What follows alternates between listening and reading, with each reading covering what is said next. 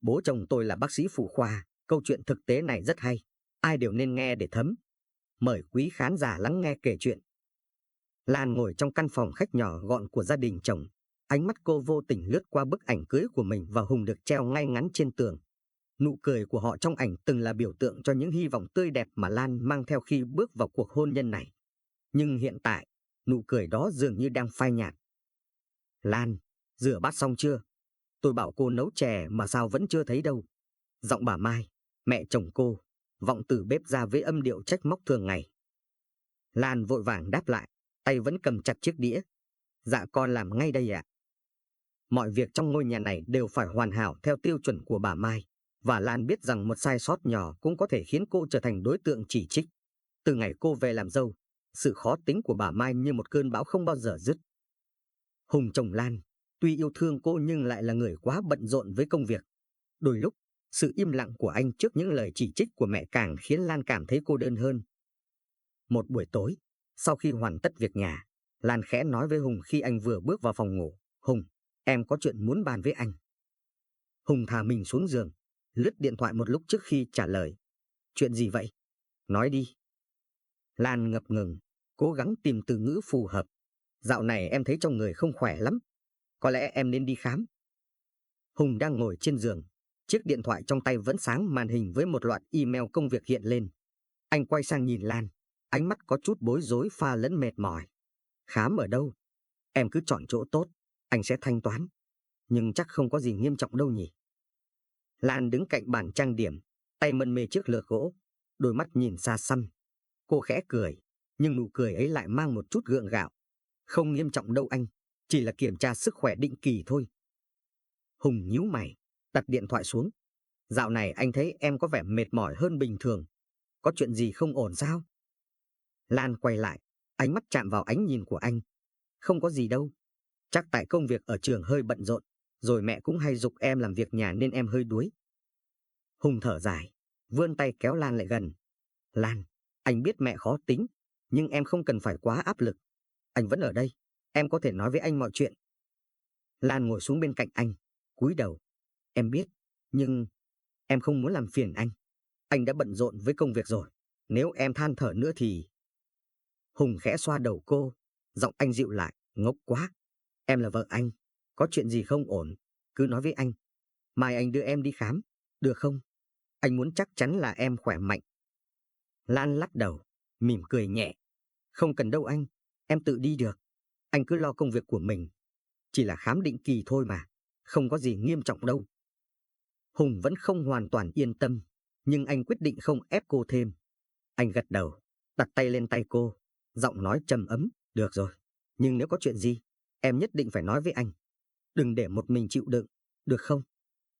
Lan nhìn anh, lòng cảm thấy ấm áp trước sự quan tâm của chồng. Em hứa, nếu có gì em sẽ nói với anh.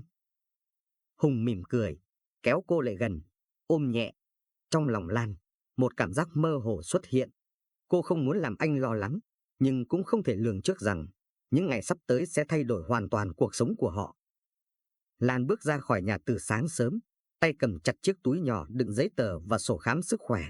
Trên đường đến phòng khám, cô cố trấn tĩnh bản thân, nghĩ rằng đây chỉ là một cuộc kiểm tra bình thường. Khi đến nơi, cô nhìn thấy dòng chữ lớn phòng khám Minh Đức trên tấm bảng hiệu. Đây là một trong những phòng khám tư nhân nổi tiếng nhất thành phố, và cô chọn nơi này vì sự uy tín mà nhiều người vẫn khen ngợi. Lan bước vào sảnh chờ, ánh mắt cô lướt qua những bệnh nhân đang ngồi đợi đến lượt. Nhân viên tiếp tân đứng lên, nở một nụ cười lịch sự. Chào chị có lịch hẹn trước không ạ? Lan gật đầu, nhẹ nhàng đáp, dạ, tôi có hẹn lúc 9 giờ. Chị tên gì để tôi kiểm tra lại? Lan, Nguyễn Thị Lan. Cô gái tiếp tân gõ nhanh trên máy tính, rồi gật đầu. Dạ, chị chờ một chút nhé. Bác sĩ Minh sẽ khám cho chị hôm nay. Lan nghe tên bác sĩ, cô hơi giật mình. Minh, chẳng lẽ là bố chồng mình? Nhưng rồi cô nhanh chóng gạt suy nghĩ đó đi. Làm sao có thể trùng hợp như vậy được? Lan đứng sững lại trước cửa, không dám bước vào. Trong khoảnh khắc, cô cảm thấy như trái tim mình ngừng đập. Cô lắp bắp. Bố, sao bố lại? Ở đây. Ông Minh gỡ cặp kính xuống, giọng ông nhẹ nhàng nhưng đầy bất ngờ. Đây là phòng khám của bố. Nhưng con Tại sao con lại đến đây? Lan siết chặt túi xách trong tay, cảm giác bối rối tràn ngập. Cô cố giữ bình tĩnh, nhưng đôi chân không chịu di chuyển. Con chỉ đến kiểm tra sức khỏe định kỳ thôi. Không ngờ. Cô ngập ngừng, mắt nhìn xuống sàn nhà, như không dám đối diện với ánh mắt của ông Minh. Ông Minh đứng dậy, tiến lại gần Lan, vỗ nhẹ lên vai cô để trấn an. Không sao đâu, Lan. Đây là công việc của bố, con cứ xem như bình thường. Bố chỉ muốn đảm bảo rằng sức khỏe của con ổn định. Lan gật đầu nhẹ, nhưng trong lòng cô rối bời. Sự ngượng ngùng khiến cô không thể nói thêm lời nào. Ông Minh nhận ra sự lúng túng của cô, bèn quay lại ghế, nói với giọng chuyên nghiệp hơn. Được rồi, con ngồi xuống đây. Bố sẽ kiểm tra cho con. Không cần lo lắng gì cả, chỉ là kiểm tra thông thường thôi. Lan cúi đầu ngượng ngùng. Dạ, con thấy trong người không khỏe, nên đi kiểm tra định kỳ. Ông Minh đứng dậy, nở một nụ cười hiền hậu. Được rồi, không cần lo lắng. Đây là phòng khám của bố, con cứ yên tâm mà kiểm tra. Lan ngập ngừng, giọng cô nhỏ dần, nhưng... Bố, có bác sĩ nữ nào khác không ạ? Ông Minh bật cười, nhẹ nhàng nói, không sao đâu. Bố là bác sĩ, không có gì phải ngại cả. Sức khỏe là quan trọng nhất. Lan bước vào phòng khám, đôi tay cô nắm chặt lấy mép váy, cảm giác bồn chồn không yên. Dù ông Minh luôn tỏ ra chuyên nghiệp, nhưng việc cô phải khám phụ khoa dưới sự kiểm tra của bố chồng khiến cô không khỏi xấu hổ. Ông Minh thấy biểu hiện lúng túng của Lan. Ông nhẹ giọng, con cứ thoải mái. Lan, bố hiểu cảm giác này khó khăn với con, nhưng đây là chuyện bình thường trong y khoa. Bố sẽ cố gắng nhanh nhất có thể. Lan gật đầu, nhưng đôi má cô đã đỏ ửng. Dạ, con biết, chỉ là con hơi ngại. Ông Minh khẽ cười, ánh mắt vẫn giữ sự nghiêm túc. Bố đã làm bác sĩ bao năm, gặp rất nhiều trường hợp thế này rồi. Con không cần phải ngại đâu. Bố chỉ quan tâm đến sức khỏe của con thôi. Lan miễn cưỡng nằm xuống bàn khám, đôi tay cô siết chặt, ánh mắt hướng lên trần nhà. Mọi hành động của ông Minh đều rất cẩn thận, chu đáo, nhưng sự gần gũi này khiến Lan không ngừng cảm thấy ngượng ngùng. Con cảm thấy đau hay khó chịu ở đâu không? Ông Minh hỏi, giọng điềm đạm. Dạ, không, con ổn ạ. Lan trả lời khẽ, cố giữ giọng bình thường dù trong lòng cô như muốn trốn khỏi đây ngay lập tức. Lan ngồi trên giường bệnh, ánh mắt thấp thỏm khi nhìn ông Minh.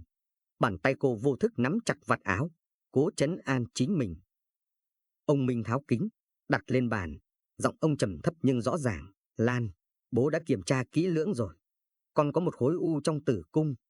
Hiện tại, nó chưa nguy hiểm đến tính mạng, nhưng cần phải phẫu thuật sớm. Nếu để lâu, không chỉ tính mạng mà khả năng sinh sản của con cũng sẽ bị ảnh hưởng nghiêm trọng. Lan sững người, cảm giác như sét đánh ngang tai. Bố nói thật sao? Con không hề có dấu hiệu gì cả. Đó chính là vấn đề. Khối u này không gây đau đớn hay biểu hiện rõ rệt ở giai đoạn đầu.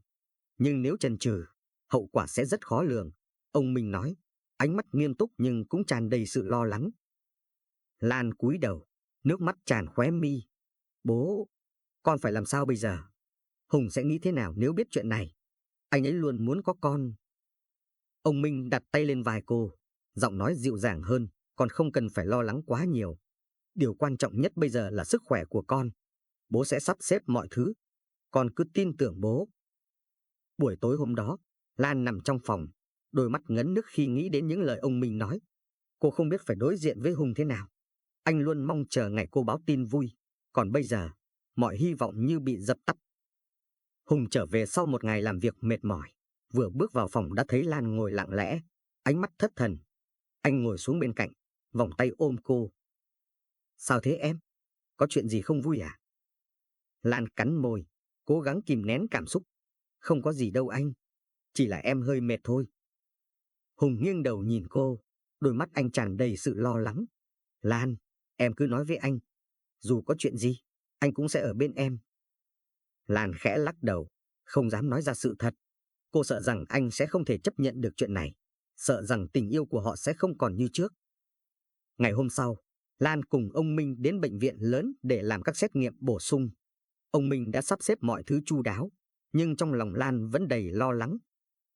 Trong lúc chờ kết quả, ông Minh ngồi xuống cạnh Lan, giọng nói trầm ấm. Lan, bố biết điều này không dễ dàng với con, nhưng con phải mạnh mẽ. bố sẽ làm tất cả để giúp con vượt qua. Lan gật đầu, cố gắng nở một nụ cười yếu ớt. Con cảm ơn bố. Nếu không có bố, con không biết mình sẽ phải làm thế nào. Ông Minh nhìn cô, ánh mắt đầy quyết tâm.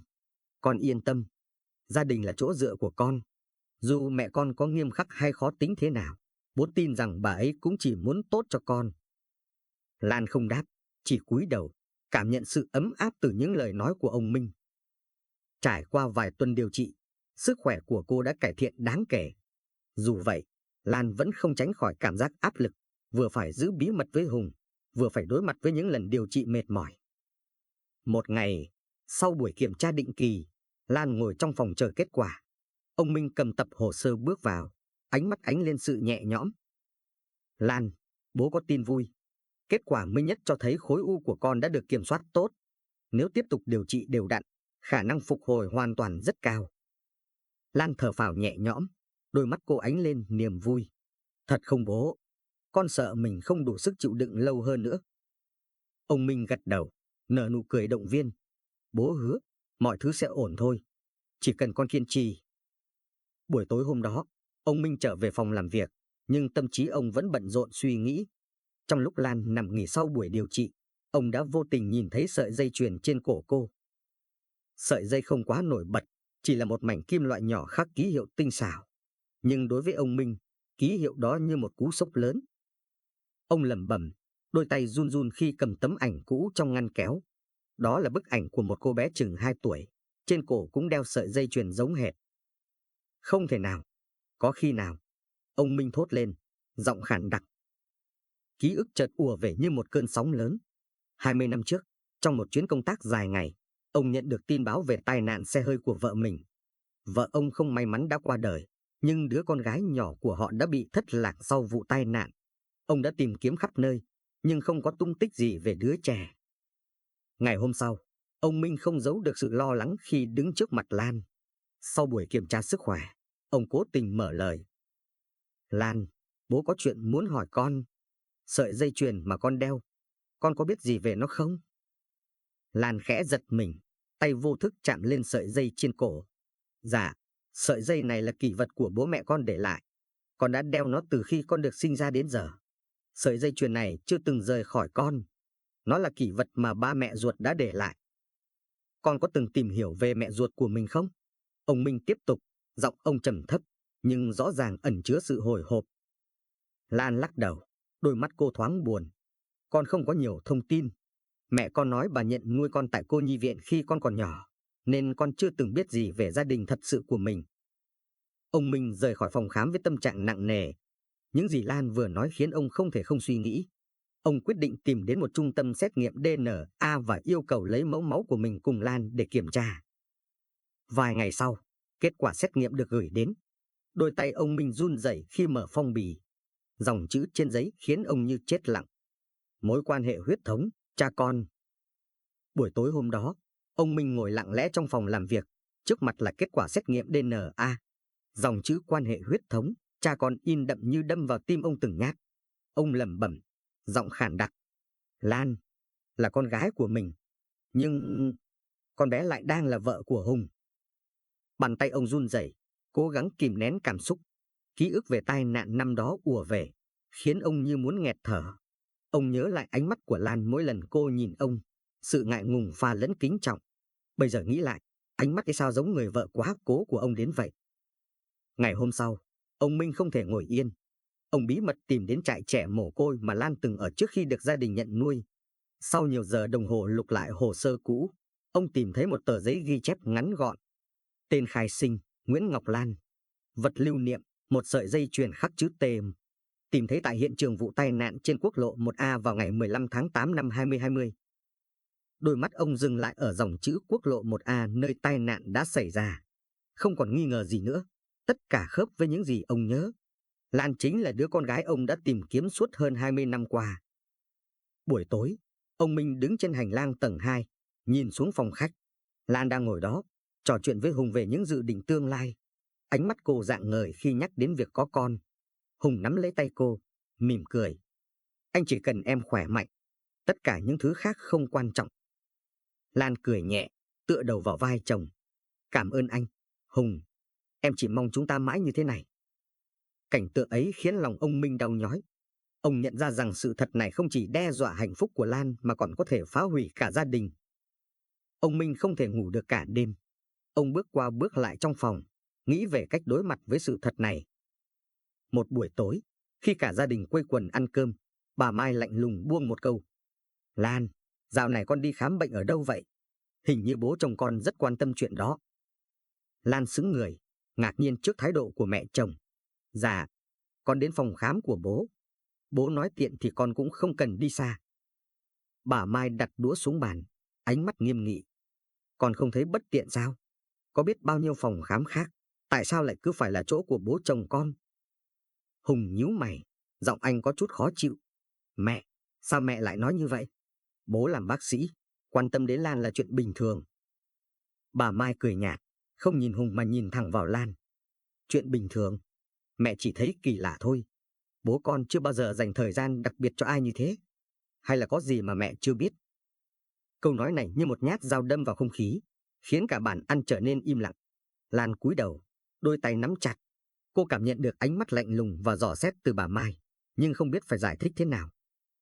Tối hôm đó, sau khi mọi người đã đi ngủ, bà Mai kéo ông Minh vào phòng làm việc. Giọng bà đanh lại. Ông giải thích đi. Sao dạo này ông quan tâm đến Lan đến mức kỳ lạ như vậy? Ông Minh đang đọc sách, nghe bà hỏi thì khựng lại. Ông ngước lên, ánh mắt thoáng qua vẻ lo lắng. Tôi chỉ quan tâm vì sức khỏe của con bé không tốt. Nó còn trẻ, không hiểu biết nhiều, nên tôi giúp thôi. Bà đừng nghĩ xa xôi. Bà Mai hừ lạnh, đôi mắt sắc bén không rời khỏi ông. Đừng nghĩ tôi không thấy. Ánh mắt của ông mỗi lần nhìn Lan không giống ánh mắt của một người bố chồng. Ông đang giấu tôi chuyện gì? Ông Minh đặt cuốn sách xuống, cố gắng giữ bình tĩnh. Bà đừng nghĩ linh tinh. Tôi không giấu bà điều gì cả. Không giấu. Vậy ông giải thích đi. Tại sao ông luôn tìm cách gặp nó, luôn dành thời gian nhiều hơn cho nó? Có phải ông... Bà im đi. Ông Minh đột ngột cao giọng, khiến bà Mai sững sờ. Đây là lần đầu tiên ông quát bà như vậy. Ông đứng dậy, nhìn thẳng vào mắt bà, giọng ông run lên. Lan là con gái ruột của tôi. Câu nói của ông như sét đánh ngang tai bà Mai. Bà đứng lặng người, đôi mắt mở lớn, không thể tin vào những gì mình vừa nghe. Ông nói cái gì? Con gái ruột? Ông có điên không? Ông Minh thở dài, đôi mắt ông trĩu nặng. Đúng vậy. Sau bao nhiêu năm tìm kiếm, tôi đã chắc chắn rằng Lan chính là con gái của tôi. Tôi không thể để con bé gặp bất cứ tổn thương nào. Những ngày sau đó, không khí trong gia đình trở nên căng thẳng. Bà Mai, dù đã biết sự thật, vẫn không thể chấp nhận nổi việc Lan, người cô luôn ghét bỏ, lại là con gái ruột của chồng mình. Bà bắt đầu buông lời bóng gió, không chỉ với Lan mà cả với Hùng. Hùng, con có chắc là vợ con thật sự đáng tin không? Mẹ thấy nó quá gần gũi với bố con đấy. Hùng nhíu mày, không hài lòng. Mẹ đang nói gì vậy? Lan là vợ con, bố quan tâm đến cô ấy là vì sức khỏe. Mẹ đừng nghĩ xa quá. Xa? Hay là mẹ thấy quá rõ? Đừng để đến lúc con phải ân hận. Hùng khó chịu rời đi, nhưng trong lòng anh đã bắt đầu có những mối nghi ngờ nhỏ. Lan bị kẹp giữa những lời đồn thổi và sự nghi ngờ, ngày càng trở nên mệt mỏi. Một ngày, khi đi chợ, cô nghe thấy tiếng xì xào từ hàng xóm. Cô con dâu nhà ông Minh đúng là khác biệt nhỉ? Chưa thấy ai được bố chồng quan tâm đến thế. Hay là có gì mờ ám? Lan không chịu được nữa. Cô về nhà, đối mặt với ông Minh. Bố, con xin bố. Nếu bố tiếp tục đối xử đặc biệt với con như vậy, mọi người sẽ hiểu lầm. Con không muốn gia đình tan nát chỉ vì những lời đồn thổi. Ông Minh nhìn Lan, đôi mắt ông đầy đau đớn và bất lực.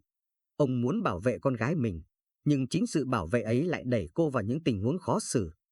Lan đứng trong phòng, nhìn quanh ngôi nhà đã gắn bó với mình suốt những năm qua. Không khí u ám, nặng nề bao trùm lấy cô. Trên bàn, vali đã được chuẩn bị sẵn. Cô quyết định sẽ rời đi, để giải thoát bản thân khỏi những áp lực và ánh mắt soi mói của mẹ chồng, của những người xung quanh. Khi cô đang định bước ra khỏi cửa, ánh mắt cô vô tình dừng lại ở một phong bì được đặt ngay ngắn trên bàn. Đó là lá thư của ông Minh. Lan cầm lên, đôi tay run rẩy. Trong lòng cô có một linh cảm bất an nhưng không thể cưỡng lại được việc mở nó ra. Gửi Lan. Nếu con đọc được lá thư này, nghĩa là bố đã không còn cách nào khác để nói trực tiếp với con.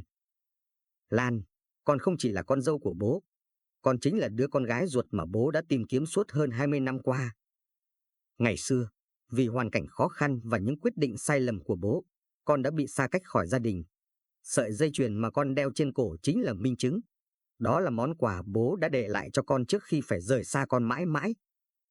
Bố không dám nói sự thật này với ai, kể cả con, vì bố sợ làm tổn thương cuộc sống hôn nhân của con và Hùng. Nhưng giờ đây, bố không thể che giấu nữa. Bố chỉ mong con hiểu rằng, tất cả những gì bố làm, từ quan tâm sức khỏe của con đến việc bảo vệ con khỏi những lời đàm tiếu, đều xuất phát từ tình yêu của một người cha dành cho đứa con gái thất lạc. Bố xin lỗi vì đã để con phải chịu đựng những điều này. Nếu con chọn rời đi, bố sẽ không ngăn cản. Nhưng bố hy vọng, một ngày nào đó, con sẽ tha thứ cho bố. Lan đọc từng chữ, từng chữ. Đôi mắt cô mở lớn, nước mắt rơi lá chã. Lá thư trên tay run lên dữ dội, cô gần như không đứng vững nữa. Không, không thể nào. Lan thốt lên, giọng cô nghẹn lại. Cô ngồi phịch xuống ghế, trong đầu là một mớ hỗn độn. Mọi thứ dường như sụp đổ. Ông Minh là cha ruột của cô. Vậy thì mối quan hệ giữa cô và Hùng là gì? Cô làm sao có thể đối diện với chồng mình khi biết rằng mình đang sống trong một bi kịch không thể cứu vãn? Lan ôm đầu, cố gắng trấn tĩnh nhưng vô ích. Những hình ảnh của ông Minh, của Hùng, những khoảnh khắc gia đình vui vẻ hiện ra trong đầu cô. Tất cả giờ đây trở nên méo mó, đau đớn. Trong bữa tối hôm đó, Hùng về nhà và không thấy Lan. Anh tìm khắp nơi nhưng chỉ thấy căn phòng vắng lặng và lá thư mà Lan để lại. Hùng, em không thể ở lại đây nữa. Em đã biết sự thật. Đừng tìm em. Hùng đọc xong, trái tim anh như bị bóp nghẹt. Anh lập tức chạy xuống phòng khách, nơi ông Minh đang ngồi trầm tư. Hùng đặt lá thư của Lan xuống bàn, giọng anh nghẹn lại. Bố, đây là chuyện gì? Lan đang nói đến sự thật nào? Bố hãy giải thích đi. Ông Minh nhìn lá thư, thở dài. Trong đôi mắt ông là sự đau đớn không nói thành lời. Ông đứng dậy, quay lưng lại với Hùng. Một lúc lâu sau, ông mới nói, giọng khan đặc. Hùng, bố xin lỗi. Nhưng Lan chính là con gái ruột của bố. Bố đang nói gì vậy? Hùng hét lên, không tin nổi vào những gì mình vừa nghe. Con không phải là con ruột của bố. Bố và mẹ con kết hôn khi con còn nhỏ. Lan là đứa con thất lạc của bố với người vợ trước. Bố đã không tìm thấy con bé suốt 20 năm. Nhưng giờ đây, bố chắc chắn Lan chính là con gái của bố. Hùng sững sờ, cả người như hóa đá. Anh không thốt lên được lời nào, chỉ cảm thấy mọi thứ xung quanh mình sụp đổ. Hùng đứng chôn chân tại chỗ, đôi mắt trừng trừng nhìn ông Minh như muốn tìm kiếm chút gì đó để bác bỏ lời nói vừa rồi. Không thể nào, bố đang nói đùa, đúng không? Đây chỉ là một trò đùa thôi mà. Ông Minh lắc đầu, ánh mắt đầy sự đau đớn và hối hận. Bố ước gì đó chỉ là một trò đùa, nhưng đây là sự thật. Hùng, bố đã điều tra kỹ càng, và tất cả đều chỉ ra rằng Lan chính là con gái ruột của bố. Hùng bật cười, một nụ cười đầy cay đắng và tuyệt vọng. Bố nghĩ một lời nói như vậy có thể phá hủy cuộc sống của con sao? Chúng con đã kết hôn, đã cùng nhau xây dựng một gia đình. Làm sao con có thể chấp nhận được chuyện này? Hùng, bố hiểu điều này quá sức chịu đựng của con. Nhưng bố không thể giữ im lặng nữa. Con cần biết sự thật. Giọng ông Minh nghẹn lại, từng lời nói ra như cứa vào tim ông. Hùng lùi lại một bước, ánh mắt anh dán chặt vào ông Minh. Tại sao bây giờ bố mới nói?